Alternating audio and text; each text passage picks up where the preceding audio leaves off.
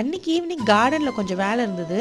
என்ன வேலைன்னா mint planting தான். இங்கே புதினா இப்படி தான் விற்பாங்க. சரி நம்மளே வீட்டில் வளர்க்கலான்னு பிளான் பண்ணி அந்த புதினா லீஃப் எல்லாம் பிச்சுட்டு அந்த காம்பை மட்டும் ஒரு ஜார் ஆஃப் வாட்டரில் போட்டு வச்சுருந்தேன்.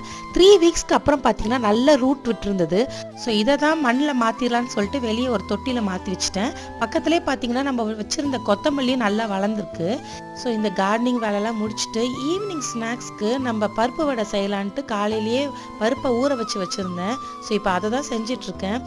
நம்ம ஊரில் இந்த மசாலா சுண்டல் விற்பாங்கள்ல, அவங்க ஒரு பருப்பு வடை போடுவாங்கள்ல, குட்டி குட்டியாக இருக்கும், நல்லா கிறிஸ்பியாக இருக்கும். எனக்கு மசாலா வடை எல்லா ஹோட்டலை விட எனக்கு அந்த கடைகளில் சாப்பிட தான் ரொம்ப பிடிக்கும்.